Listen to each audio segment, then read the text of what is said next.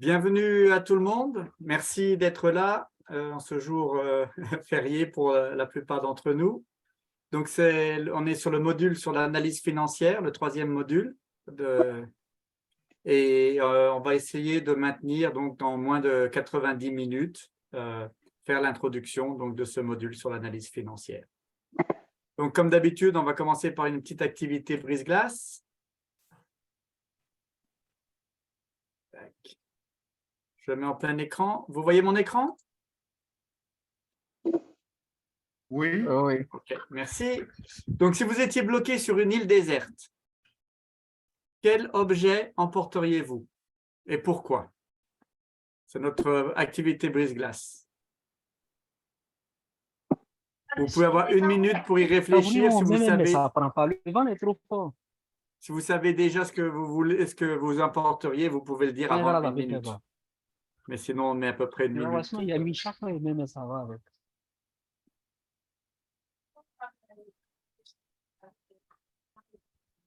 Ouais, on ferme, c'est pas mieux. Okay.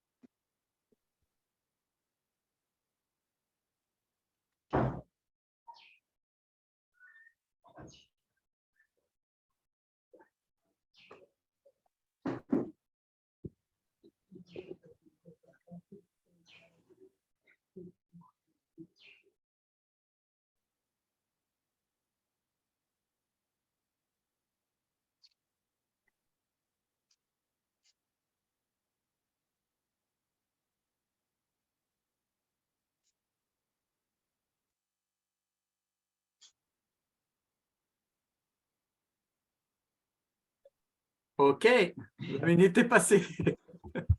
Qui veut commencer? Monsieur Bertrand, j'ai vu que vous preniez beaucoup de notes. Vous étiez en train d'écrire. Est-ce que vous voulez commencer? Qu'est-ce que vous emporteriez si vous étiez bloqué sur une île déserte? Quel objet emporteriez-vous?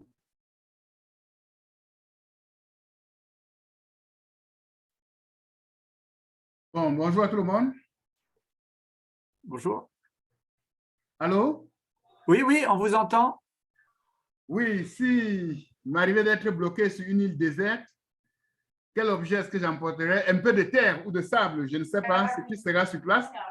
Pourquoi? Parce que quand il va arriver là où la terre produit déjà des herbes et tout ça, je laisserai un peu cette partie bien localisée pour voir pourquoi ça ne produit pas. Parce qu'on dit désert. Voilà. Super, merci beaucoup. Merci beaucoup, Monsieur Bertrand. Monsieur Lamine.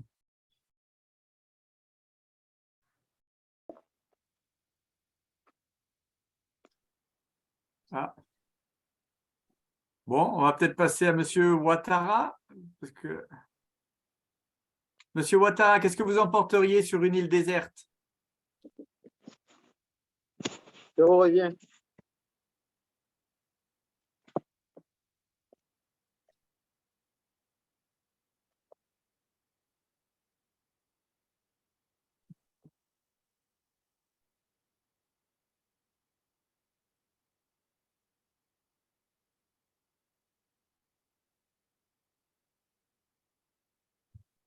Bon, moi, à mon niveau, c'est quelque chose, ce qui allait me porter à survivre. Hein. Comme, par exemple. Un objet pour pouvoir me défendre. Et ouais. pour pouvoir trouver quelque chose à me nourrir. Donc, du genre un couteau ou un couteau. Un couteau, ouais, ouais. justement, un couteau, du feu, ouais, un truc comme ça. Super, merci beaucoup. Monsieur Yacouba, qu'est-ce que vous emporteriez, vous? Bonsoir à tous. Bonsoir. Je pense que c'est là, ici, je suis bloqué d'abord, c'est critique pour moi, c'est de trouver les moyens pour y revenir. Donc, tout ce qui peut être moyen pour me débloquer de cette île, donc, je vais les utiliser. D'accord. Super. Merci Ouais. beaucoup. Merci Je vous beaucoup, en prie. M. Yacouba. Lamine, est-ce que vous êtes là? Lamine? Je vois que son micro est fermé, je sais pas. Ah, je pense qu'on n'a pas Lamine, mais c'est pas grave. Sonia, Oui, qu'est-ce que vous emporteriez? moi je ne devais rien emporter. D'abord que je suis bloquée, je ne peux même pas me compliquer. Mon seul problème, ça sera qu'on m'enlève d'abord de là. Moi, Vous je devais... emmenez... Oui? Pardon. Ah, moi, je dis que moi, je ne devais rien emporter. Moi, mon seul souci, ça serait d'abord qu'on me sorte de là, qu'elle sorte de là. Donc, porter même encore le bagage là. Donc, rien du tout, quoi. Non, rien du tout, rien, à part mon corps. Super. Merci beaucoup. Merci. Aline? Oui, alors moi, je pense que j'emporterai mon ordinateur. Ah, Oui, parce que j'ai toute la documentation là-dedans. Ah, Je pourrais abandonner ma valise, mes chaussures, etc., mais pas mon ordinateur. le travail coûte que coûte, quoi qu'il arrive. Bon, Est-ce que- pas coûte que coûte, mais vraiment, si j'ai l'occasion de prendre un seul objet, ce serait mon ordinateur. Les D'accord. chaussures, les tenues vestimentaires et tout ça, je peux les... Mais mes dossiers me coûtent cher. D'accord. Merci beaucoup. Excuse-moi, Claude, je crois qu'il y a Philippe qui est à la porte. J'arrive pas à Je suis voir rentré. mon écran. Ah, vous êtes C'est rentré, bon, super. Philippe avait déjà admis. Merci, merci. Merci. Philippe, juste que vous ayez le temps, on est en train de faire l'activité brise-glace, à réfléchir sur un objet que vous emporteriez si vous étiez bloqué sur une île. Donc, on n'a pas eu... Alioun est toujours là? Alioun? Allô? Bonjour. Bonjour, Alioun. Bonjour. Bon, moi, je suis très accroché à mon téléphone. Donc, certainement, j'amènerai mon téléphone, c'est clair. Mais s'il n'y a pas de réception, Bah, s'il n'y a pas de réception, ouais, ça aussi, c'est un autre cas. il y a Bon, toujours les jeux. S'il Il y a n'y toujours a, les jeux. s'il y a pas de réception, en tout cas, j'amènerai deux objets. Un livre et mon téléphone. Ça, c'est clair. Super. Merci Ouais. beaucoup, Alioun. Ouais. Merci. Philippe? Oui, moi un téléphone, mais satellite. Donc, il y aura toujours réception, quoi qu'il arrive. Voilà. Super. Merci beaucoup. Merci. Est-ce que tout le monde a eu l'occasion de parler? Ah non, il y avait... si, je crois que tout le monde, parce qu'il y a eu plusieurs personnes qui sont ressorties, qui sont revenues, à part Lamine. Mais Lamine, vous nous entendez? Bon, c'est pas grave. Je pense qu'on va continuer. Ça va, c'est bon pour tout le monde? C'était juste pour s'échauffer la voix, hein? Alors, on continue. Y a-t-il, comme chaque semaine, on vérifie quand même comment ça s'est passé la semaine dernière? Est-ce qu'il y a eu des problèmes techniques ou des questions sur les modules précédents, modules 1 et 2?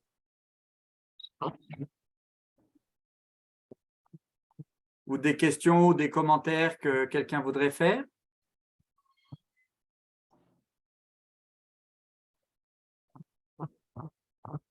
Moi, je suis hors sujet. OK. Mais vous allez rattraper vite. Ok, merci. OK, donc du coup, on va aborder donc, les objectifs pédagogiques de ce module pour cette semaine. Donc aujourd'hui, c'est la journée d'introduction.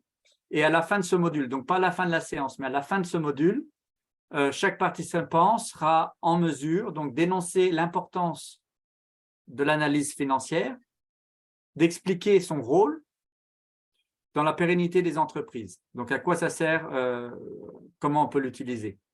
Et enfin, définir ce qu'est le fonds de roulement, d'énumérer les composantes du fonds de roulement, d'en décrire son importance et de faire la différence entre les coûts fixes et les coûts variables. Ça, on a déjà parcouru un peu dans les premiers modules. d'être en mesure de préparer une analyse simple du seuil de rentabilité. Donc ça sera un des termes qui sera utilisé. Donc, à la fin de ce module, vous devriez être en mesure de préparer une telle analyse de seuil de rentabilité pour une petite entreprise horticole. D'accord? Et de définir l'analyse coût-avantage. Ça, vous le verrez dans les activités asynchrones. De lister au moins 4 engagements hors bilan. Parce qu'on a travaillé un peu sur le bilan et il existe également des engagements hors bilan qui ne rentrent pas dans le bilan. Donc, vous verrez ça plus en détail dans les activités asynchrones. Et de décrire l'importance des engagements hors bilan. Et je crois que ce sont les 3 derniers. D'énumérer les principaux ratios de rentabilité. Donc, ça fait partie de l'analyse financière. De décrire les principaux ratios de liquidité, pareil. Et de déterminer les indicateurs financiers clés de performance. Voilà, je repasse la main à Claude.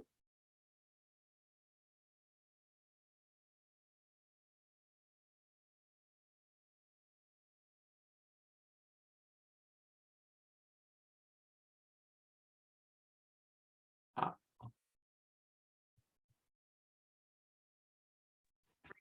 Claude, bienvenue. C'était le moment où je te repassais la main. D'accord, donc j'arrive à temps, quoi. Parfait. Parfait. Ah, d'accord. OK. Je partage rapidement, vite fait, l'écran. On a Guy Bertrand à l'entrée. OK, je l'accepte. J'accepte, c'est fait. D'accord. Donc, voilà. Je me permets de dire aujourd'hui que tout ce qu'on a vu pendant les 2 derniers modules, modules 1 et 2, vont être utilisés dans le présent module. Donc, nous sommes ici un ensemble de dirigeants sur quelque forme que ce soit des managers, soit des responsables de service et j'en passe. Donc, et au courant de nos journées, il est fondamental de prendre des décisions tout en s'assurant de, comment je vais dire ça, tout en s'assurant de la pérennité de l'entreprise. Au fil du temps, nous devons faire face aux risques. Philippe, la dernière fois, nous a parlé de l'activité qui était autour de... C'est les mouches, non? Les mouches pour les mangues, c'est ça? Oui, oui, c'est ça, tout à fait, oui. D'accord. Donc, aujourd'hui, l'analyse financière, l'analyse financière sera cet outil-là qui va nous permettre de nous assurer, de faire un état des lieux, c'est ce qu'on appelle diagnostic financier, faire un état des lieux sur la santé financière de l'entreprise. Donc, et pour ça, l'un des outils pour faire ce diagnostic sur le plan financier, ce sera l'analyse financière. Donc, aujourd'hui, après avoir mené un certain nombre d'actions au courant de l'exercice comptable de l'année civile, il s'agira après de faire une rétrospection, de se demander est-ce qu'on va bien, on va dire couramment, de faire un check-up, un bilan de santé, si vous voulez, comme on dit, de notre entreprise, vu des chiffres. Et sur la base de ce check-up, il peut y avoir des décisions d'autres techniques qui seront prises.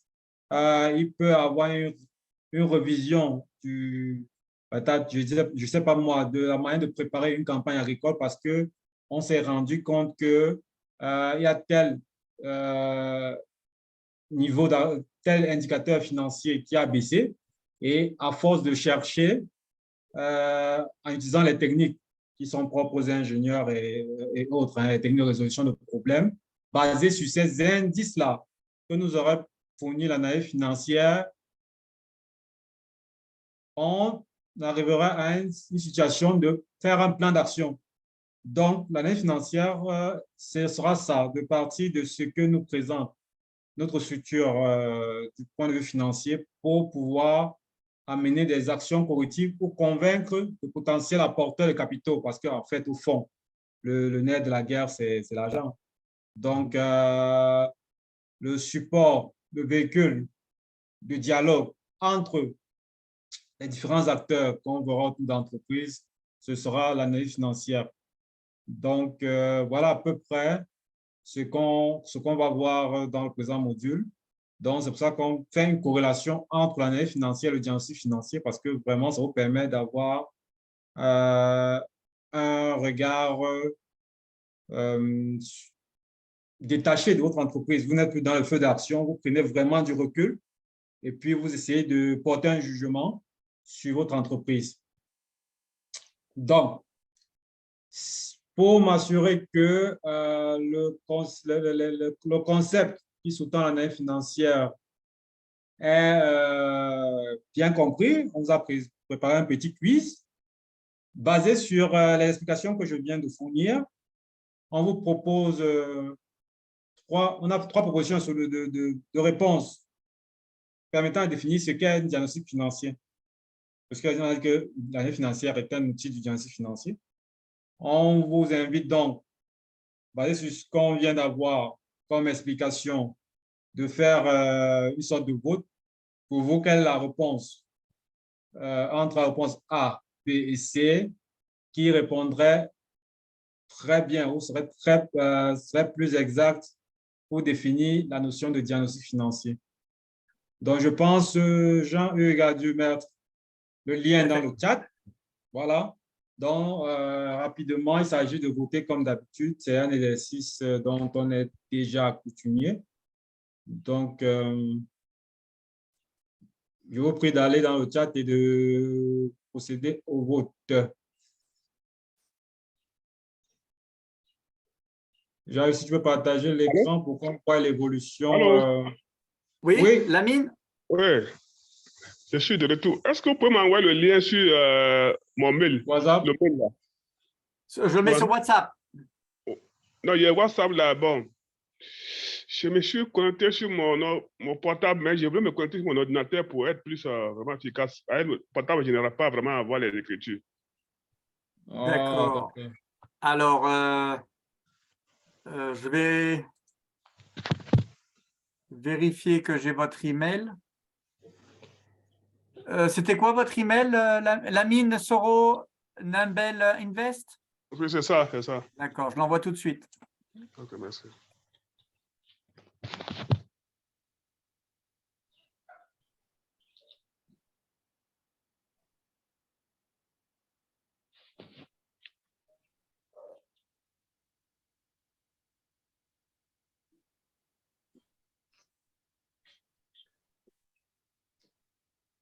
Bien, si tu peux partager Oui, l'écran. dès que j'ai envoyé à Lamine, tout de suite. D'accord, merci. Excuse-moi. Il n'y a eu que 2 votants pour l'instant, donc on est encore dans les temps. Continuez. Les autres réfléchissent. Voilà, ça y est, je partage.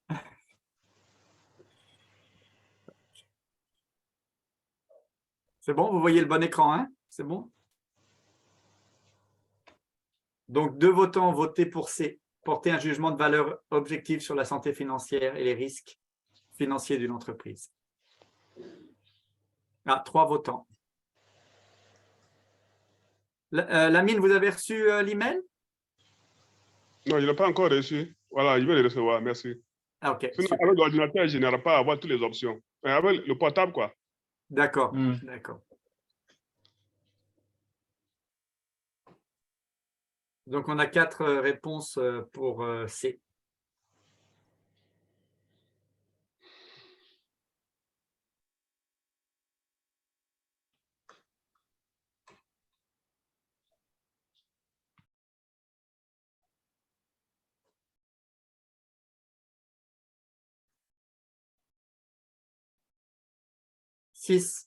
Six pour la réponse C ou réponse 3. D'accord.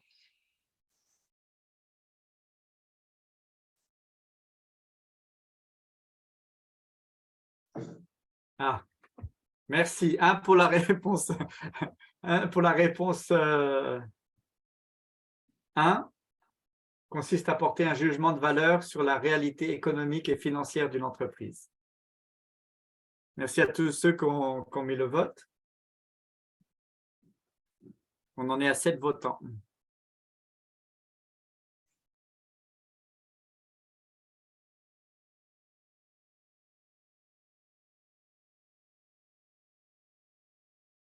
Il reste un vote, je pense, ou deux. Oui, si on pouvait avoir encore 2 votes. Deux. Normalement, on est 10, hein, on est 9 ou... Ouais. Ou un vote, au moins un vote. Parce que je crois qu'il y a des doublons. Il y a quelqu'un qui n'a pas voté. Oui, sûrement, c'est moi. Quand j'écris là, je ne parviens pas à avancer. Qu'est-ce que vous voulez, ça ne sera pas anonyme si vous voulez, je vote pour vous? Oui, c'est le 3. Sur le C? Oui. D'accord. Oui, enfin, c'était le 3 également, effectivement. Ça y est. Donc voilà, on a 8 votes. Donc 7 pour la réponse porter un jugement de valeur objectif sur la santé financière et les risques financiers d'une entreprise. Et un vote pour consiste à porter un jugement de valeur sur la réalité économique et financière d'une entreprise.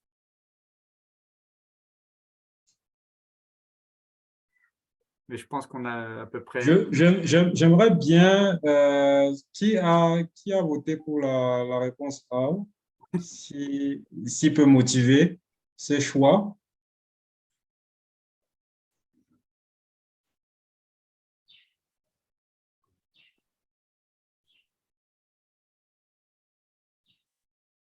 Allô? C'était un accident de vote là?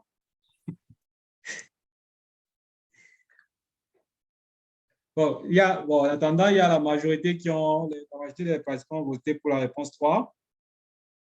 La réponse 2, évaluer la rentabilité de l'entreprise, ça va au-delà de ça. Donc, vous avez tous raison. La réponse 2, on peut être certain que l'analyse financière ne se résume pas à juste parler de rentabilité de l'entreprise. Maintenant, est-ce que quelqu'un peut se proposer de nous expliquer pourquoi il a fait le choix? Je crois qu'on a 7 personnes qui ont voté sur la réponse 3, je crois. Est-ce que quelqu'un se propose de motiver son choix? Non, je vais me lancer. Hein. Merci. Oui. Merci. Ouais, parce que lorsqu'on regarde le A et le C, c'est 2 phrases qui se ressemblent. Sauf que dans le A, on parle de réalité économique, alors que dans le C, on parle de santé financière. Et donc, moi, tout de suite, analyse financière, diagnostic financier, ça fait plus proche de santé que de réalité économique dans lequel on peut mettre à peu près tout. C'est pour ça que je vais cliquer directement sur le C. En plus, on a mis un risque. Voilà, la santé financière, ça permet de prendre des décisions sur le niveau de risque, des choses qu'on peut faire. Je n'ai pas beaucoup hésité en tout cas. D'accord. Quelqu'un d'autre veut s'essayer? Oui, si je peux m'essayer un peu. Ouais. Au niveau, comme m'a dit mon prédécesseur, le 1 et le C sont apparemment les mêmes choses, mais il y a un mot là, objectif. Un jugement de valeur objectif. C'est très important parce qu'il ne faut pas faire un jugement de valeur dans le but de le faire. Il faut être vraiment objectif. Et après, il y a le mot risque. Il faut analyser aussi les risques financiers. On peut faire un diagnostic sans analyser les risques financiers. Voilà les 2 mots-clés qui m'ont poussé à opter pour le C.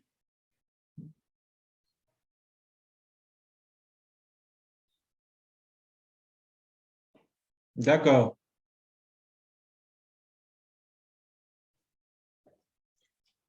OK. Je crois que Bertrand a donné les mots-clés. Hein?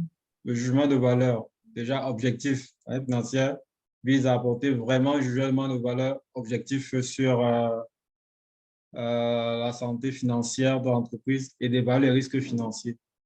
Donc, par analyse financière, c'est un courant de communication avec tous les bénéficiaires de l'information financière qu'on a vu dans le module 1, où on a vraiment présenté tous ceux qui ont un intérêt pour l'information financière Et tous vont, pour des raisons diverses, faire de l'analyse financière.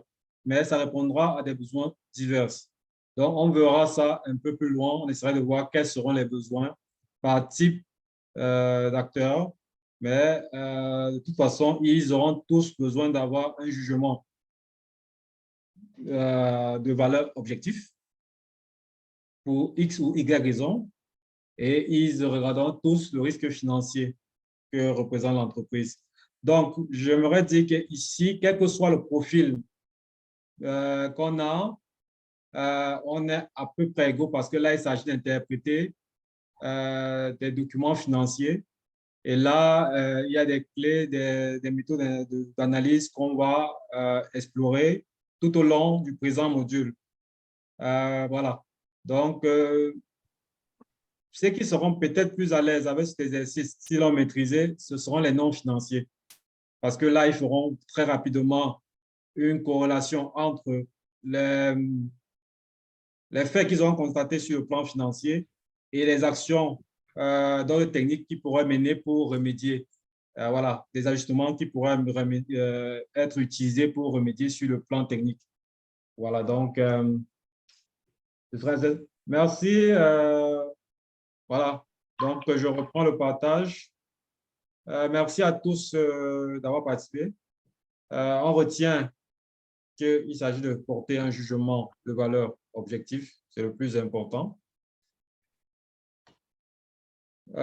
Et pour arriver à porter un jugement de valeur objectif, il y a deux éléments essentiels qu'on va principalement regarder. Il s'agira de regarder principalement le bilan et le compte de résultat. D'accord? Le bilan, parce qu'il donne, voilà, une vue globale. Vous vous rappelez aussi cet exercice qui demandait quel est l'état financier, qui donne une vue panoramique de l'entreprise. J'y arrive. Vous avez le bilan. Et puis, il y a le compte de résultat, parce que le compte de résultat va expliquer le pourquoi du comment l'activité de résultat est celui qu'on a à la fin de l'exercice. Vous verrez qu'il n'y a pas le tableau de flux de trésorerie, puisqu'on avait dit le tableau de flux de trésorerie ne retrace que les mouvements de fonds. Mais là, s'il faut faire une analyse de la vie de l'entreprise, ce sera essentiellement porté sur le bilan et le compte de résultat. Naturellement, ces documents font l'objet de commentaires ou de notes d'informations complémentaires que vous allez voir aussi dans le présent module. Ce qui est les engagements hors bilan, c'est-à-dire si vous avez fait une hypothèque, on va noter ça comme un engagement hors bilan. Ça veut dire que même si vous avez un actif dans votre bilan et qu'il a, par exemple, été hypothéqué, c'est pour quelqu'un qui viendra d'investisseur, il peut intégrer ça comme une dette latente, c'est-à-dire il se rend compte que à chaque moment, il y a un risque qui va au-delà de la situation patrimoniale pour vous présenter parce que ces actifs ont été mis peut-être en gage ou vous avez un stock que vous avez nanti, vous avez, voilà, tout ça, c'est des éléments qu'on annexera. C'est pour ça qu'on met les notes annexes.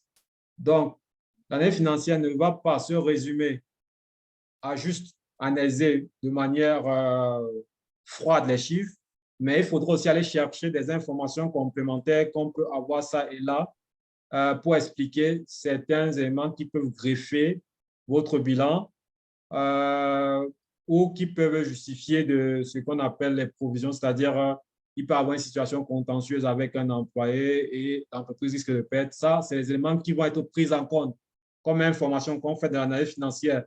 On ne se limite pas juste à les états financiers, mais on va chercher au-delà des états financiers des informations complémentaires pour permettre d'avoir un jugement objectif, de valeur objectif et de voir tous les risques financiers qui peuvent greffer l'entreprise. Donc, ce sera essentiellement ça.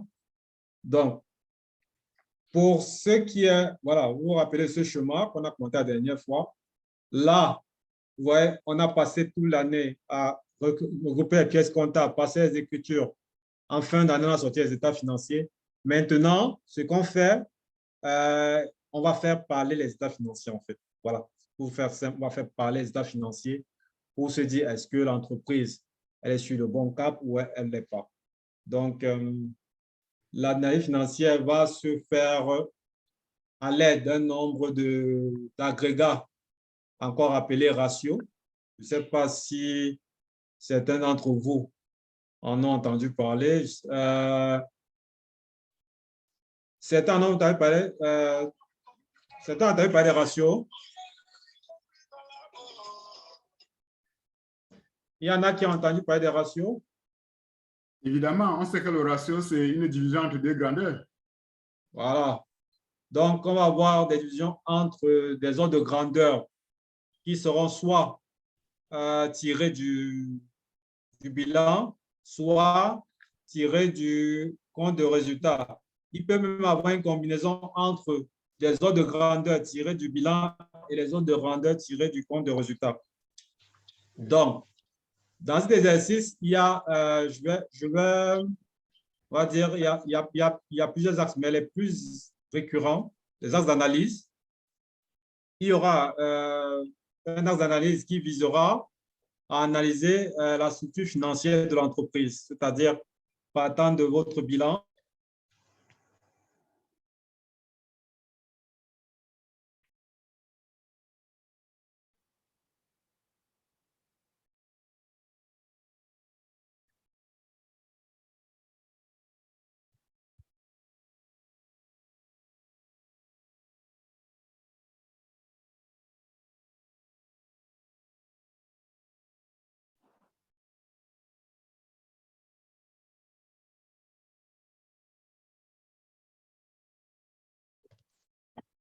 Claude, on ne t'entend plus. Hein? Donc, vu les éléments qui seront produits par les ratios financières, vous arrivez à dire cette entreprise, lui, elle peut faire face à, je ne sais pas moi, une invasion de mouches. Voilà, parce qu'elle a suffisamment de provisions ou de réserves qu'elle a mis de côté pour pouvoir se relancer, par exemple. Ou est-ce qu'elle a une structure financière? Il y a beaucoup d'entreprises qui, après le Covid, ont fermé parce qu'après, n'avaient pas suffisamment de fonds pour pouvoir faire face à cette relance-là. Soit elles étaient très endettées et à un moment que le Covid arrivait avec la chute d'affaires, tout s'est arrêté. Ça, c'est des éléments qu'on va voir avec la structure financière de l'entreprise. Donc, les questions d'endettement, les questions de capacité à s'endetter. Est-ce qu'on est face à une entreprise qui a besoin de perfusions financières, on dit ça soit comme ça, entre guillemets, de la banque, c'est-à-dire que si la banque ne passe pas le temps à refinancer, vous aurez des entreprises où, s'il n'y a pas un prêt bancaire, par exemple, il ne peut pas réaliser une campagne agricole. Ça, c'est qu'elle est en situation de tension de trésorerie régulièrement. Ça, vous allez pouvoir identifier ça avec l'analyse financière et ça vous permettra de voir les actions correctrices. Vous avez des entreprises qui vont prendre, par exemple, des financements pour financer des emplois, des actifs immobilisés. Du coup, ça va créer un déséquilibre financier. Et en identifiant ces déséquilibres financiers, par exemple, à base des ratios, vous pourrez recommander à cette entreprise de changer son mode de financement et vous l'aurez sauvé la vie juste parce qu'elle a fait un mauvais choix de mode de financement. Et là, vous pouvez re-questionner les modes de financement basés sur l'analyse de la structure financière de l'entreprise. Il y a des entreprises qui seront vraiment en situation d'endettement extrême où il sera question maintenant de réguler ou de recapitaliser. Ça, c'est ce type d'informations qui va donner l'analyse de la structure financière. Puis, il y aura des analyses qui portent sur le compte de résultat. Les analyses sur le compte de résultat, le plus souvent, ça vous met face à vos décisions de gestion. Donc, quand vous analysez votre compte de résultat, vous êtes face à vos décisions de gestion. Et on dit souvent, pour venir à des décisions de gestion, il n'y a que 2 décisions, en fait. Quelle que soit la forme, il n'y en a que 2. Soit il y a des décisions qui vous font gagner de l'argent, c'est-à-dire ça entraîne des entrées, c'est-à-dire que vous décidez de vendre ou pas, de vendre à X ou Y, ça suppose qu'il y a une entrée d'argent. Soit il y en a qui vous font sortir de l'argent, c'est-à-dire vous décidez de contractualiser avec tel autre, vous décidez de recruter un nouveau personnel, vous décidez d'engager un certain projet.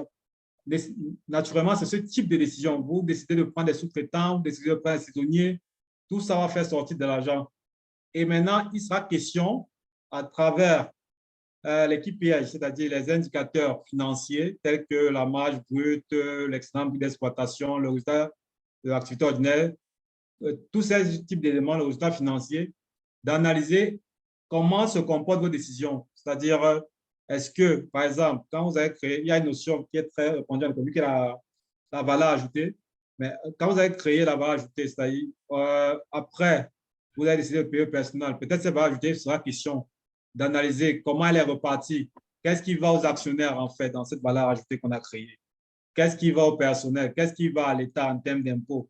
Ça vous permettra de voir. Et après, vous pouvez re-questionner vos politiques, d'accord? Vos politiques RH, vos politiques en termes de, est-ce qu'il n'y a pas des optimisations fiscales à faire? Est-ce qu'on n'a pas une politique de dividendes trop agressive, c'est-à-dire qu'on paye trop de dividendes? Voilà, tout ça, c'est l'analyse du compte de résultat qui va vous aider à déterminer ça. Et là, vraiment, il y a ces deux types de décisions que vous prenez. Quelle que soit la décision que vous prenez quand vous êtes manager, c'est soit c'est pour gagner de l'argent, soit c'est pour en perdre, c'est-à-dire dépenser.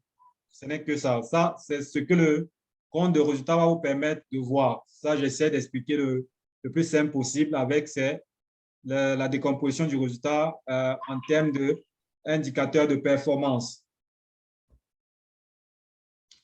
Après, il y a un troisième axe d'analyse qu'on peut avoir sur l'évolution d'activité. Voilà, est-ce qu'on est en croissance? Ça, vous allez avoir des exercices de comparaison entre le chiffre d'affaires. Voilà, un indicateur, c'est comparer le chiffre d'évolution du chiffre d'affaires en valeur relative, hein, plus souvent en valeur relative. Il y aura beaucoup de comparaisons entre en valeur relative, c'est-à-dire entre des fractions ou des proportions pour voir si la valeur sont dans est-ce qu'il y a une phase de croissance, est-ce que ça évolue positivement ou négativement selon le cas. Je reviens sur comment est repartie la création de richesse, ça c'est aussi sur l'évolution des activités. Avec votre croissance, par exemple, d'activité, comment est repartie la valeur ajoutée entre les acteurs qui ont participé à créer cette richesse-là. Voilà. Et dans ces acteurs qui ont participé à créer cette richesse, on intègre même votre matériel de production avec des notions comme les amortissements. Est-ce que vous construisez, parce que les amortissements, petite parenthèse, sont destinés à refinancer vos équipements, vos actifs immobilisés une fois qu'elles seront en service du fait de l'usure. Donc, est-ce qu'aujourd'hui, vous construisez assez d'amortissements pour pouvoir refinancer ces actifs-là? Est-ce que vous ne prenez pas trop de dividendes et ça concourt à fragiliser l'entreprise? Ça, c'est des éléments que l'analyse financière va ressortir. Donc, pour vous, c'est de regarder votre business de manière très froide après avoir mené, et c'est a posteriori. Donc, du coup, ça vous permettra pour la nouvelle année de soit d'adopter des actions correctrices, soit de réviser certaines décisions que vous aviez et de voir l'impact sur l'année qui suivra. Donc, voilà à peu près ce que vous allez voir ou les objectifs qui seront poursuivis dans le cadre des acquis du présent module, le module qu'on ouvre ce jour. Est-ce que jusque-là, il y a des questions? Parce que là, ça devient, je vous bombarde d'informations.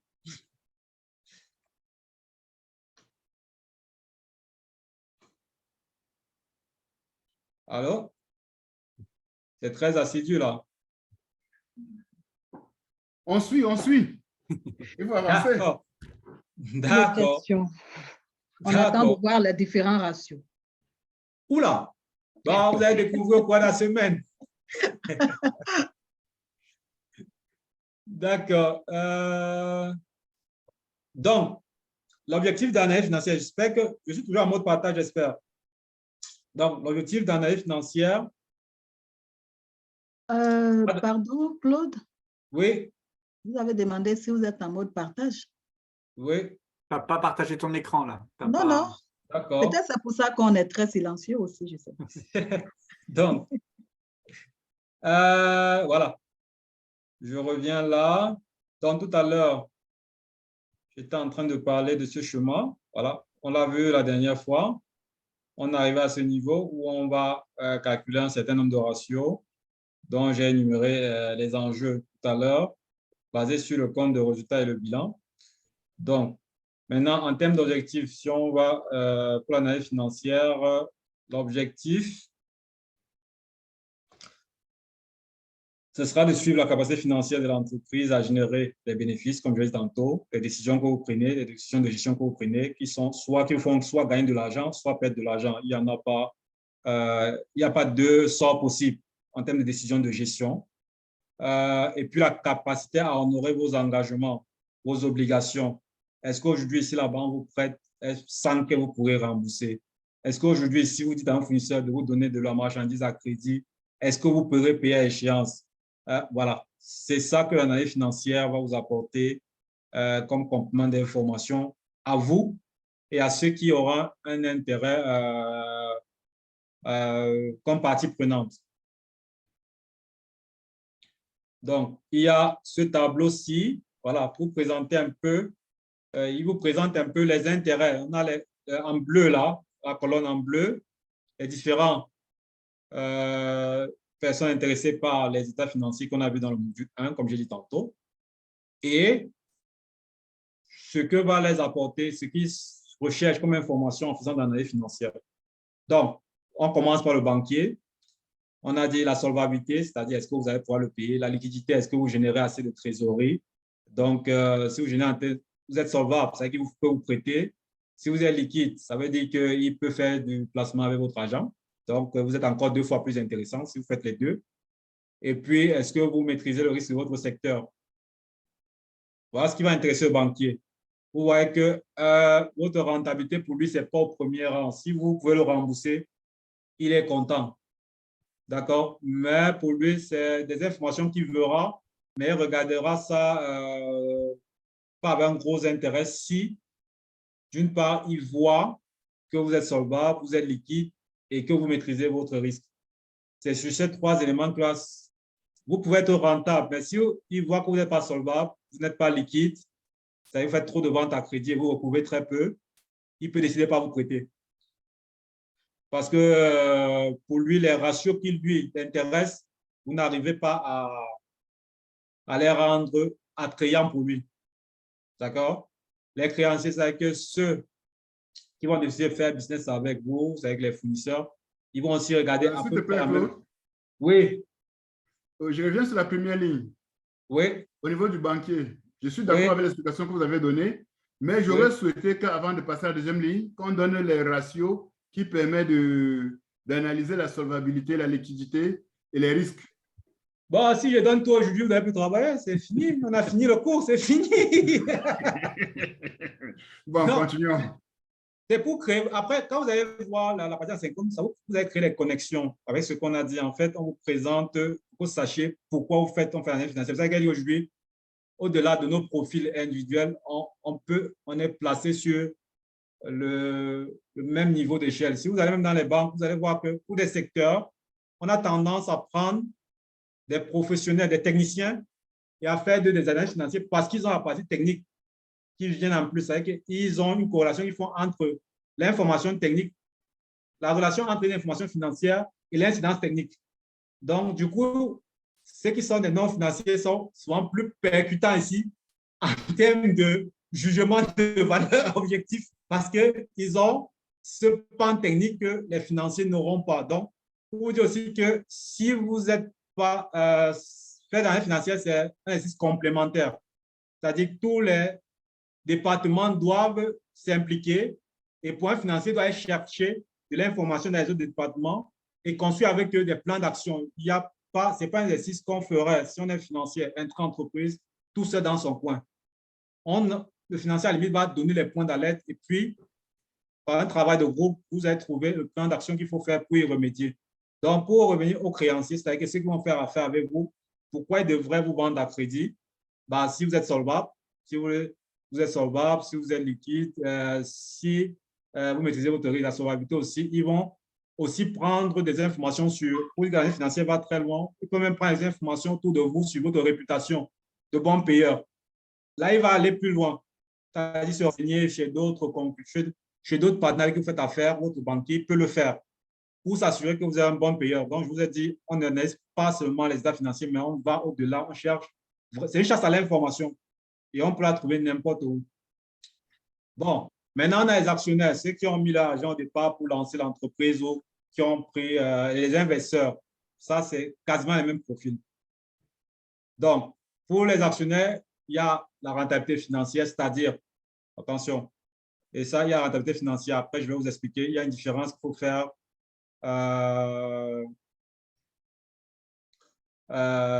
qu'on va faire entre rendement et rentabilité financière tout à l'heure.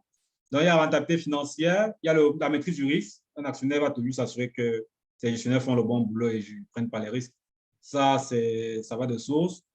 Il y a la pérennité, ça veut dire qu'aujourd'hui, la pérennité peut s'expliquer par vos politiques d'amortissement. Est-ce qu'aujourd'hui, vous avez une gestion qui permet de garantir qu'on pourra renouveler l'équipement? Après, il y a le rendement. D'accord? Il y a une nuance qu'il faut faire entre rentabilité et rendement. Vous pouvez être, le rendement peut être bon, vous êtes rentable, c'est que vous faites les bénéfices, vous êtes rentable. Mais vous n'êtes pas,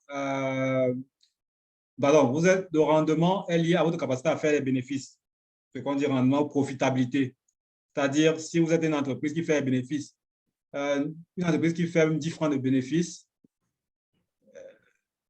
il y a eu un rendement. Même si une a fait 10 francs et l'autre a fait 1000 euros, je dis n'importe quoi, il y a eu un rendement. Maintenant, la différence entre le rendement et la rentabilité, c'est votre capacité à satisfaire ceux qui ont mis leur argent. C'est-à-dire que maintenant, si vous avez fait un rendement de 10 francs, celui qui a mis son argent, ça ne l'intéresse pas. Parce que lui, ce qui entre dans sa poche en termes de retour, on va dire dividende, retour sur investissement, c'est quasi rien par rapport à celui qui a mis 1000 francs. Donc, vous aurez, dans l'année financière, on a des cas d'entreprises qui sont profitables, qui font des bénéfices, mais qui ne sont pas rentables. Les investisseurs, ils vont dire qu'ils n'y vont pas. Parce que quand ils revoient la mise qu'ils ont à faire et ce qu'ils feraient avec cet argent en investissant dans un autre projet, ils se disent, ce n'est pas intéressant pour eux. Donc, il faut faire cette petite nuance-là. Par rendement, quelquefois, on parle aussi de synonyme de rendement, c'est de profitabilité, c'est-à-dire votre capacité à faire des bénéfices tout court. C'est ça le rendement. Donc, les investisseurs, comme je vous ai dit, il y aura la rentabilité financière, c'est-à-dire ce que vous allez rémunérer, c'est-à-dire les dividendes qu'ils vont percevoir. C'est pour ça qu'ils sont là d'abord. Après, il y aura votre indépendance, c'est-à-dire vous ne vivez pas sur la perfusion de la banque. Vous n'êtes pas surendetté. Ça, ils vont regarder. Le risque aussi, ils vont regarder votre maîtrise du risque. Après, la pérennité, comme j'ai dit, votre politique, est-ce qu'elle vise à dire que l'entreprise sera pérenne? Et là, la pérennité peut aller même à l'analyse de la structure de votre capital. Est-ce que, si c'est une entreprise familiale, est-ce que les enfants sont impliqués dans l'affaire? Quel âge a le promoteur? Si c'est unipersonnel, on peut faire ce genre d'analyse. On va aller voir l'âge. Pour quelqu'un qui a 60 ans, on va dire, ah, il semble, par rapport à la courbe d'espérance de votre pays, peut dire, il est assez âgé, je dis n'importe quoi. Est-ce que ses enfants sont impliqués? Oui, ça garantit la pérennité, c'est-à-dire qu'il y a un transfert. Ça, c'est un élément qui peut prendre en compte, qui n'est pas financier, mais qui est social, qui peut prendre en compte pour faire votre analyse financière. Donc, je dis encore les informations extra. Voilà, j'insiste dessus. Ne se limiter. Ici, on va voir les informations financières, basées sur les informations financières, mais gardez à l'esprit qu'il y a les informations extra que vous allez chercher pour compléter ou pour confirmer ce que semble vous dire les états financiers. D'abord, d'analyse. Après, il y a le rendement, c'est-à-dire votre capacité à faire du bénéfice. Bon, le dirigeant, c'est-à-dire celui à qui les actionnaires ont confié la gestion d'entreprise, va forcément s'intéresser à la rentabilité commerciale, c'est-à-dire lui, est-ce qu'il arrive à faire, c'est un bon commerçant, est-ce qu'il arrive à faire des transactions commerciales? Et puis, sa maîtrise du risque, parce que lui, il va partir sur les objectifs qu'il a fixés et il doit les atteindre, les objectifs d'autres commerciaux pour pouvoir être performant vis-à-vis de ceux qui lui ont fait confiance. Ça, c'est plus les dirigeants, mais les DG qui forcément ne sont pas propriétaires et qui ont le mandat de mener à bien. Et là, vous verrez que vous pouvez être un bon dirigeant commercial, c'est bon, oui, c'est bon, mais parce que la rentabilité financière n'est pas satisfaisante pour les actionnaires, vous n'êtes pas intéressant, même si vous menez très bien autre chose. Donc, il faudra toujours faire attention à ça, de voir si les challenges que vous avez, est-ce qu'aujourd'hui, la politique dividende que vous avez est intéressante aussi pour vos actionnaires. en tant que dirigeant, vous devez faire attention à ça. Et quand vous faites vos analyses pour vous rendre peut-être, parce que j'ai présenté vos résultats, pour faire attention de leur présenter des informations qui permettent de les rassurer sur leur centre d'intérêt par rapport à l'analyse financière. Idem pour un banquier. Si vous échangez un banquier, vous devez savoir quel discours que vous le tenez et sur quel levier vous appuyez pour soutenir votre dossier. Parce que si vous venez de un banquier, vous lui parlez des leviers d'un investisseur, ça ne sert à rien.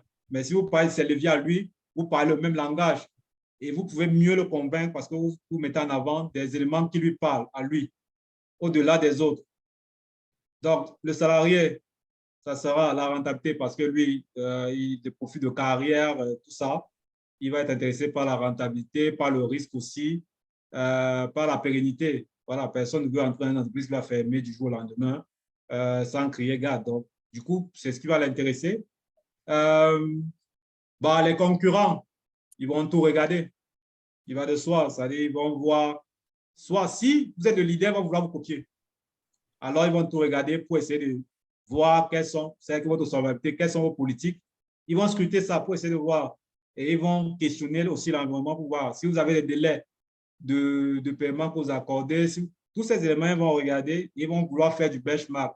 Bon, en Afrique, le benchmark n'est pas très évident parce qu'on n'a pas une centrale partagée des informations financières. Mais en Europe, là où tous les états financiers sont, il y a des comparaisons trimestrielles entre les entreprises pour voir est-ce que je suis encore dans les standards.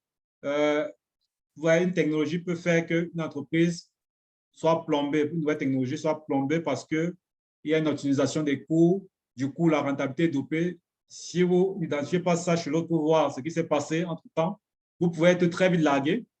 Donc, du coup, il y a cette comparaison que les concurrents vont faire plus tard. Bon, les analystes aussi seront intéressés par tout. Les analystes, c'est plus sur le marché boursier. Pour les entreprises qui sont cotées en bourse, les analystes vont tout regarder.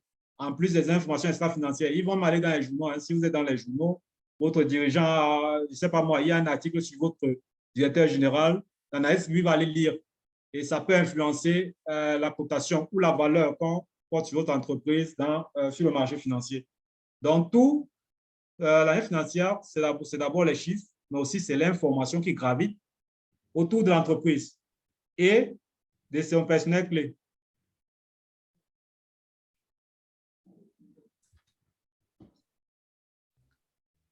Est-ce qu'on a des questions jusqu'ici? Est-ce qu'il y a des réactions? Ça suscite des intrigues? C'était une observation. Oui. Alors, lorsque je regarde le tableau, je vois bien que la colonne qui intéresse tout le monde, c'est le risque. Oui. Tout le monde calcule la partie là. Et ça me rappelle qu'une difficulté, effectivement, qu'il y a dans le financement de l'agriculture, surtout dans nos pays où on est caractérisé par des systèmes d'exploitation de petite taille, des systèmes d'exploitation familiale avec des personnes peu éduquées. On dit souvent que les banques ne financent pas parce que le risque, effectivement, il est très grand. Oui. Et donc, du coup, de plus en plus, je crois que ce que je vois, c'est qu'effectivement, il y a des banques qui se mettent à prendre des techniciens, c'est-à-dire des personnes qui savent produire, pour pouvoir analyser les dossiers de demande.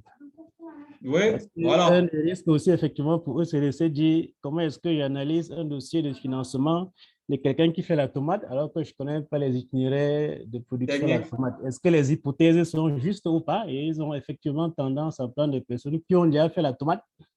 Tu nous dis qu'assois-toi un peu ici, tu regardes le dossier, si tu nous dis si ça marche ou si ça ne marche pas.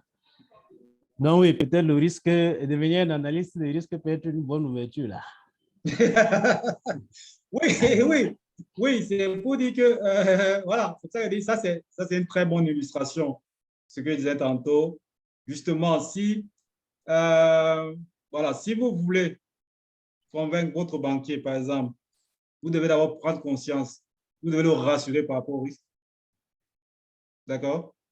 Et c'est votre stratégie, ça veut dire que est-ce que je prends des contrats d'assurance? Est-ce que j'ai des contrats commerciaux qui vont garantir les achats? Est-ce que mon prix, il y a le prix, il y a des contrats commerciaux qui peuvent stabiliser le prix, il y a des assurances, par exemple, pour X ou Y problème d'ordre agricole. Ce sont des éléments comme ça que vous apporterez qui sont extra, qui vont d'abord rassurer le banquier et puis il peut s'engager.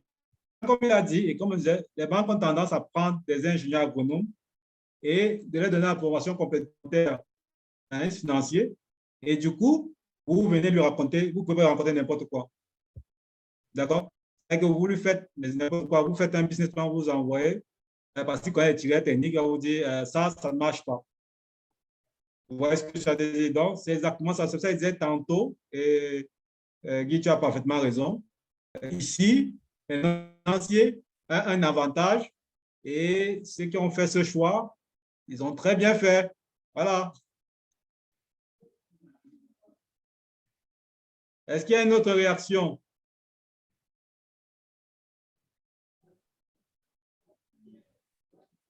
OK. Donc voilà un peu de manière synthétique ce qu'on va découvrir cette semaine. J'espère avoir suffisamment dit sans trop en dire et vous avoir donné toute la motivation et tout la niaque pour aller découvrir ce que peut vous apporter la vie financière. On vous a préparé des exercices, voilà, qui seront aussi en groupe. Mais cette fois-ci, on a mis un exercice assez court sur l'analyse financière. Donc, on a 3 groupes. On a 3 exercices comme la dernière fois. Le groupe 1, à l'écran. Il s'agit de Sonia, Guy Bertrand, Willy Serge, c'est le groupe 1. Vous allez faire l'exercice 2 sur la plateforme comme la dernière fois. Et puis, vous allez restituer comme la dernière fois. Aline, Kossi, Ouattara, ça sera le groupe 2. Ils vont faire l'exercice 3. Et puis, le groupe 3, Koulibaly, Lamine, Philippe, Victoire vont faire l'exercice 4. La séquence 1 n'a pas d'exercice. Donc, quand je mets exercice 2, en fait, c'est l'exercice de fin de séquence numéro 2.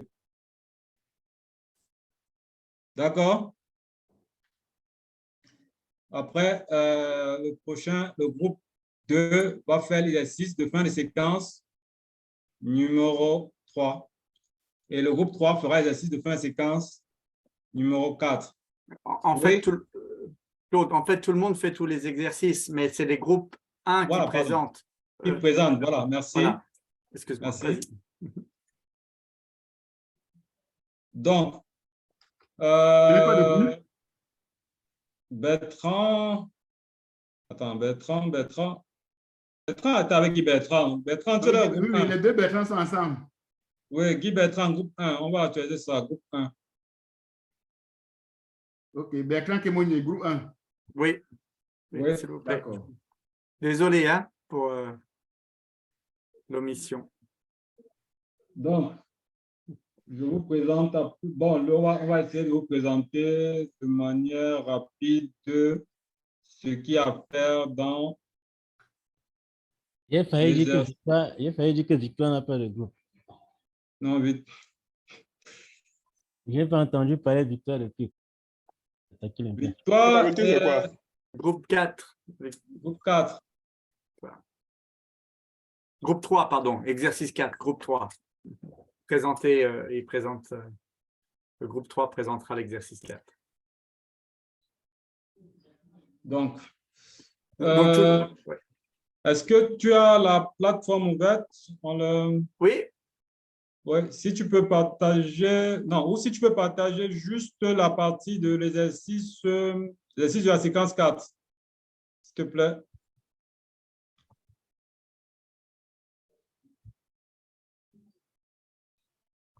Alors, voilà. Donc là, il y a les... Vous voyez mon écran, tout le monde? Oui. Donc, il y a les 4 séquences. Et donc, la séquence 4, ce sera la séquence sur les ratios. L'exercice de fin de séquence 2. Après, vous avez l'exercice de fin de séquence 3 et l'exercice de fin de séquence 4. Et dans cet exercice, vous avez 3 documents. Vous avez donc l'exercice lui-même, qui est le dernier des documents, document Word.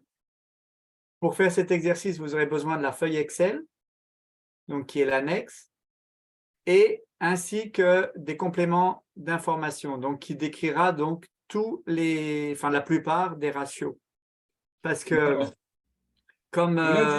oui, excuse-moi Claude, vas-y. Voilà, je voulais dire qu'ici, en plus de ce que on a fourni dans la formation, on a ajouté des compléments qui se veulent être pratiques, c'est-à-dire tes ratios, voici les questions auxquelles ils vont permettre de répondre. Voici les questions qu'on se pose pour pouvoir se lancer dans le calcul de tel ou tel autre ratio. Donc, on vous recommande forcément de lire ce document avant de vous plonger sur les exercices, en plus de ce que vous aurez dans la tuile de formation. Voilà, c'est la petite information que vous devez ajouter.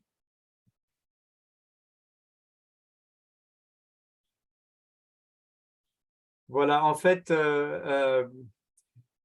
il y a une multitude de ratios. Il y a beaucoup d'analyses qui existent. C'est ça que tu expliquais l'autre coup. Tu veux peut-être dire un mot là-dessus, Claude? Non, vas-y. En fait, dans les exercices, on ne va pas faire tous les ratios. Claude a mis des exercices qui sont assez pratiques. Quand vous verrez un bilan ou un compte de résultats, ce sont les ratios les plus courants qu'on utilisera de façon pratique. Si vous verrez un compte de résultats ou un bilan, vous ferez directement ces ratios, vous aurez directement une réponse financière par rapport à l'analyse que vous voulez. Mais en fait, il y a beaucoup de types d'analyses et il y a une multitude de ratios. Voilà, autant de ratios, en fonction des besoins, quoi. Il y a plus de 1000 ratios. Maintenant, est-ce qu'il faut les maîtriser tous? Non, il y en a qui peuvent vous apporter des décisions qu'on pense assez efficaces pour pouvoir évoluer. Mais comme je dis, analyser, oui, c'est bien, mais savoir faire des corrélations avec vos actions d'autres techniques, c'est mieux. Voilà. Donc, pour moi, parce que une baisse de chiffre d'affaires, en temps absolu, oui, il y a une baisse de chiffre d'affaires, mais c'est encore très bien de savoir pourquoi il y a une baisse et qu'est-ce qu'il faut faire pour y remédier. Sinon, savoir qu'il y a un ratio qui calcule l'évolution de l'activité ne servait à rien si on n'adopte pas les actions correctrices. Oui, on a eu une augmentation à faire, c'est encore bien de savoir quels sont les leviers sur lesquels on a pu actionner pour avoir cette augmentation et d'en faire un facteur clé de succès et de le maintenir dans le temps, dans la durée. Donc, on a essayé de vous présenter, voilà. Donc, voilà un peu le document. On a essayé de vous présenter les ratios. On a essayé de vous présenter les questions auxquelles il faut, on souhaite se pencher ou on va avoir des éléments de réponse. Et en fonction de ces différents éléments, on a essayé d'énumérer les ratios que vous pouvez regarder. On pense être ceux qui sont les plus utilisés dans l'environnement francophone, parce que l'environnement anglophone encore, c'est une autre philosophie. Voilà. Donc, mais ceux-là, ils trouvent les équivalents pour la plupart dans l'environnement anglo-saxon. Voilà. Donc, vous aurez le temps de découvrir, en plus de ce que vous proposera le manuel du cours ACP. Voilà, vous avez ceci qu'on veut assez pratique. Et nous espérons, et ça aussi c'est un challenge peut-être pour certains d'entre vous qui ont accès à les états financiers, de les soumettre à ces différents ratios et nous dire ce s'ils ont découvert, quoi. S'ils ont fait des découvertes en passant les états financiers personnels à cet examen. Voilà, mais c'est vraiment à vous de voir par curiosité et vous verrez, vos états financiers vous révéleront de très belles choses. Voilà. Peut-être présenter le fichier Excel. D'accord.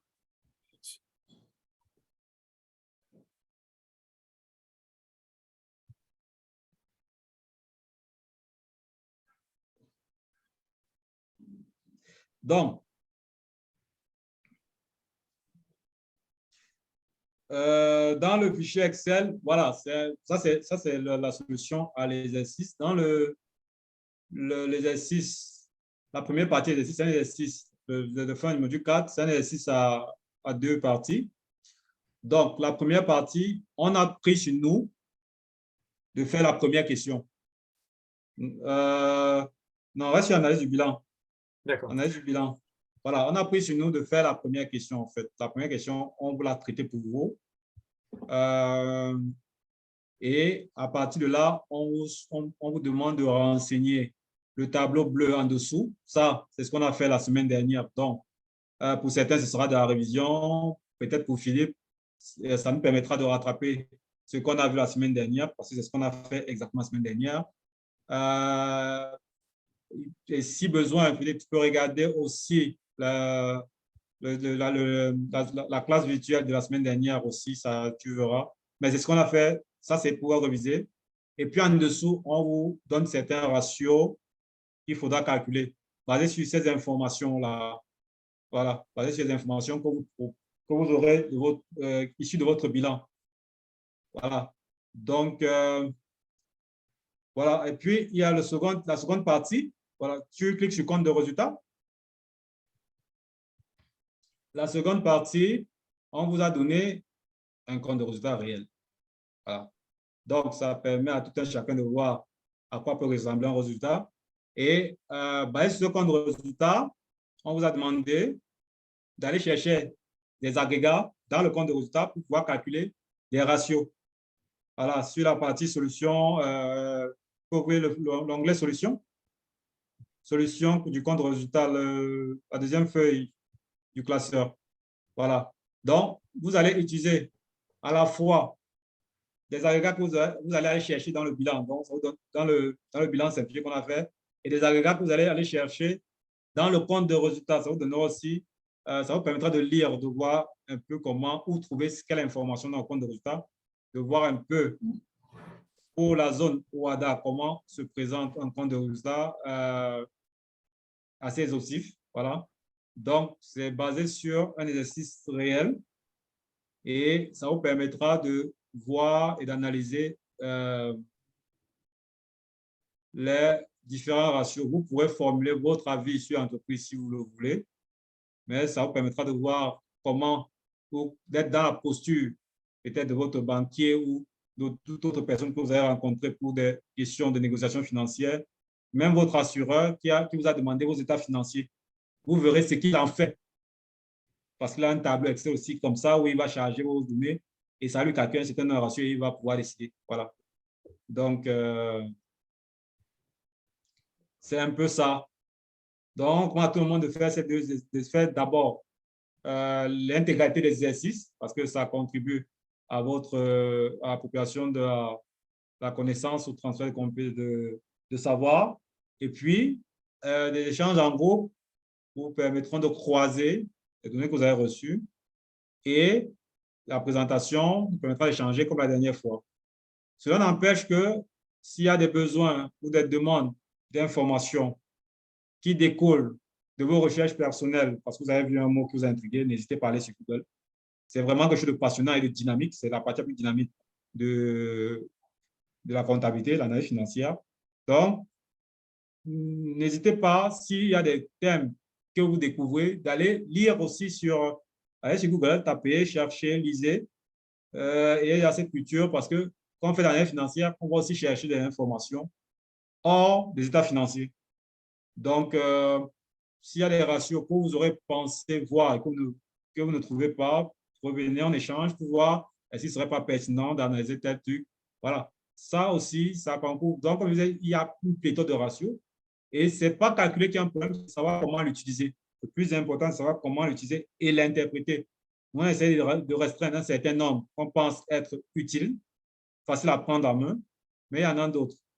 Et si vous avez des questions sur des ratios que vous n'avez pas trouvées ici, on pourra échanger, on pourra vous apporter complètement d'informations avec plaisir. Voilà. Donc, voilà, c'est ce que... C'est vrai que je ferai, on a voulu faire court, donc je vais m'arrêter là pour aujourd'hui. Voilà. S'il n'y a pas de questions, j'espère pas ne vous avoir pas trop bombardé avec de nouveaux concepts. Et va susciter en vous la volonté de devenir des analystes financiers. Car tout le monde ici a le potentiel pour devenir, en fait.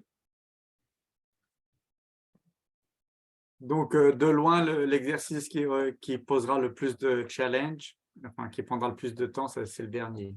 C'est celui dont que Claude vient de présenter.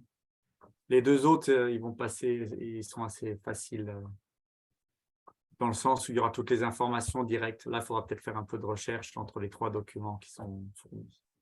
D'accord. Et si vous pouvez nous partager vos retours d'expérience en passant vos états financiers personnels, sans nous dire, sans nous présenter ce que vous avez dit, mais au moins un retour global sur ce que vous avez découvert en passant aux états financiers de votre entreprise au crible de ces ratios-là. Ce serait bien, ce sera enrichissant et pour nous, ça nous permettra de voir que vous expérimentez ce qu'on découvre ensemble. Hein. Et peut-être ça suscitera des questions parce que nous, on souhaiterait quand même que vous mettiez rapidement en pratique les notions que nous découvrons ensemble dans la présente formation. Y a-t-il des questions?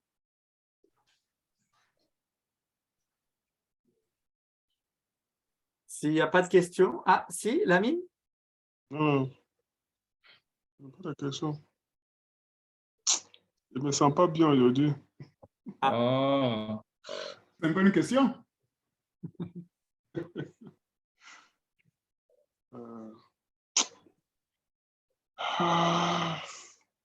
Disons qu'il faut aller lire un peu, essayer de faire l'exercice. Et c'est parfois dans l'exercice qu'on se rend compte qu'il y a des manquements. Et voilà. Et puis ça suscite la question à haut. Il faut qu'on aille découvrir tout ce qui est sur la tuile. Voilà. Et c'est mieux de faire les exercices après les activités parce que les activités vont déjà présenter les ratios principaux. Et si vous le faites juste après, ça sera plus clair. Mais oui, c'est peut-être trop tôt pour avoir des questions, mais on est là, on est sur le chat et ou par email s'il y a besoin. S'il n'y a pas d'autres questions, il y a autre chose, Claude, que tu voulais dire? Non, non, rendez-vous mardi. Vendredi. Vendredi 4 novembre, même heure, même adresse. Zoom. S'il vous plaît. Oui, Sonia. Moi, je ne connais pas comment télécharger les points. Donc, ils sont obligés de lire en ligne. J'aimerais voir comment on télécharge. D'accord, je remonte. Comment on télécharge les exercices? Non, les cours. Les exercices, je télécharge. Mais le cours, là, il ne télécharge pas. S'il ne lit pas rien, on ne peut pas lire le cours. On ne peut pas les télécharger, on doit les faire en… Donc, vous voyez là les séquences? Oui, je vois les séquences. Quand vous cliquez dessus, vous lisez. C'est un livre interactif. Ah, donc on ne peut pas télécharger. Non, je ne crois pas. Et maintenant, si on peut télécharger après les cours, là, comment on va faire pour avoir accès à ça? C'est bon ça.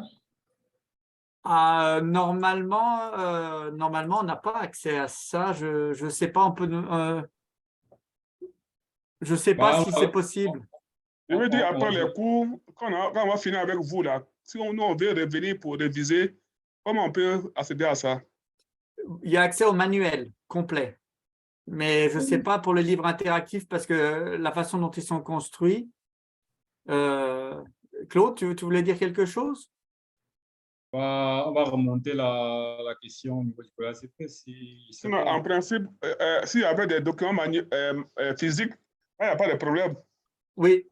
Mais il n'y a pas de documents physiques de cours. Bon, si ça, on pourrait télécharger, on pourrait s'en servir après vous pour pouvoir faire des révisions. Le principal support des cours, c'est le manuel du cours ACP. Voilà, donc ça, vous pouvez télécharger. Et puis, c'est pour ça qu'on vous produit, nous, on vous propose aussi des ressources complémentaires. Et on vous propose aussi des liens vers d'autres sites qui vous permettront de continuer à réviser après la formation. Voilà. Donc, il me semblait avoir vu le manuel quelque part. J'essaie de retrouver le manuel et on fait remonter l'information. Mais normalement, sur le manuel, il y a à peu près toutes les informations, mais c'est un peu lourd. Ce n'est pas décomposé comme… Oui, c'est lourd, hein? J'ai vu ça. Vous l'avez vu le manuel, hein? Il a été fourni. Je me rappelle de l'avoir vu, mais je ne sais plus où, dans quel… séquence? Oui, oui, il est là, Manuel. Il est là. Voilà, le voilà. Voilà. Donc, dans le module 2, dossier ressources, vous avez le manuel là. Et dans ce manuel-là, il y a absolument tout ce qui est présenté au cours de la totalité des 4 semaines. Maintenant, effectivement, ce n'est pas les présentations ou les livres interactifs qui décomposent un peu chaque… J'avais encore une préoccupation. Moi, j'ai eu des séries sur la semaine passée, vendredi, donc je n'ai pas pu assister au cours. J'aimerais savoir où il y a l'enregistrement. D'accord. L'enregistrement du cours de vendredi. D'accord. Donc, pour le module 2. Donc, on est tous bons pour le manuel? Vous allez dans le module 2, dossier ressources. OK. Tac. Donc, pour vendredi, c'était le module 2. Vous allez sur la tuile du module 2. Et là, vous avez l'enregistrement du mardi et là, du vendredi. D'accord. Voilà. OK, merci beaucoup. C'est bon pour moi. C'est bon? Merci. Merci, Sonia. Oui, merci. Ben, s'il n'y a pas d'autres questions, à moins qu'il y en ait d'autres. Sinon, vous pouvez rester après si vous avez des questions que vous voulez d'ordre technique. Mais sinon, on se retrouve, s'il n'y a rien d'autre, on se retrouve vendredi prochain, même heure, donc 14h GMT, même adresse. OK? Oui? Pour moi, je ne sais pas si ça sera trop demandé. J'avais un problème au niveau du module 2 là. Oui? Le Taflux, méthode indirecte. J'ai essayé de comprendre ça. Oui. Méthode indirecte, j'ai essayé de comprendre ça, mais je me suis retrouvée perdue. Est-ce que vous avez compris la méthode directe? J'ai compris la méthode directe, même quand il fait le devoir. Parce que je n'ai pas reçu l'explication réelle de ça, peut-être quand moi je faisais les cours à l'école. Voilà pourquoi j'aimerais bien comprendre, mais je ne sais pas si ça sera possible. La méthode? J'aimerais bien comprendre comment ça se passe. OK. Bon, en fait, la méthode indirecte, bon, je n'ai pas préparé une présentation, mais la logique, c'est qu'elle part des soldes du bilan pour reconstruire la trésorerie. Donc, en faisant ça, on va peut-être essayer de caler une présentation dessus. Peut-être on essaie de trouver un cas pratique, idéalement, et on essaiera de démontrer la méthode indirecte. Mais vraiment, c'est partir des soldes de 2 bilans, c'est-à-dire le bilan de 2020 et 2021, par exemple, pour pouvoir reconstituer la trésorerie, comment a été dépensée la trésorerie. Donc, c'est un peu ça. Pour que ce soit visuel, il faudrait partir d'un exercice, un cas pratique. Peut-être ça permettra à tout le monde de visualiser quelle est la méthode. Mais si vous avez la méthode directe, c'est très bien. C'est la plus utilisée. La méthode indirecte, c'est pour les experts d'un certain… Voilà, si on y avait passé un certain cran d'expertise. C'est pour vraiment des gens qui veulent reconstruire des éléments. Par exemple, un banquier voudra reconstruire si vous ne l'avez pas donné, il peut prendre vos états financiers, bilan compte ça et reconstitue. Et il se fait une idée de comment vous allez dépenser votre trésorerie basée sur la méthode indirecte. Ou il peut prendre cette méthode pour vérifier la cohérence de vos états financiers. Parce que normalement, si c'est très bien cohérent, ce que vous lui donnez comme tableau de flux de trésorerie méthode directe, en utilisant le bilan et le compte de résultat, il devrait, en principe, retomber sur les mêmes résultats.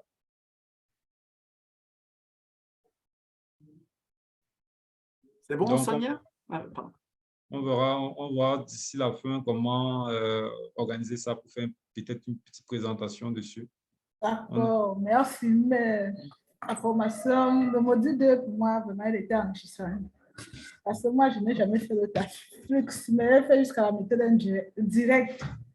Mais j'ai passé près d'une heure à vouloir comprendre la méthode indirecte, je n'ai pas compris. D'accord. OK. Donc, c'était moi aussi, avec cette méthode. D'accord, merci beaucoup. Merci. Bon. On a l'air d'être bon, hein? Pour, C'est bon? On finit donc la session. Si on est bon, alors vendredi, à vendredi, bonne chance avec les exercices. On est disponible sur WhatsApp et sur email s'il y a des questions lors des exercices. Aline, vous vouliez dire quelque chose ou c'est bon? Non, juste merci, à vendredi. Merci, à vendredi. Au revoir tout le monde alors. Au revoir. Bye. Au revoir. Au revoir. Au revoir, Jean-Hugues. Au revoir. Au revoir. Au revoir tous les experts. Au revoir, Bertrand. Merci. Au revoir, Bertrand. Au revoir, merci. Au revoir. Merci, Philippe. Merci, Philippe.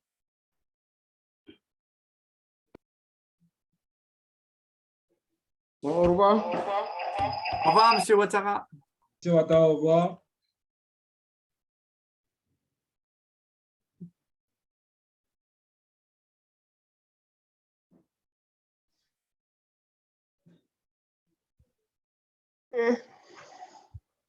Au revoir. Au revoir, Lamine. Ok.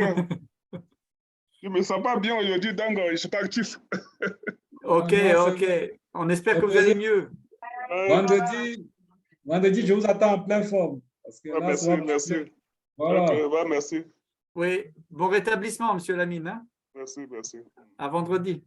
À vendredi.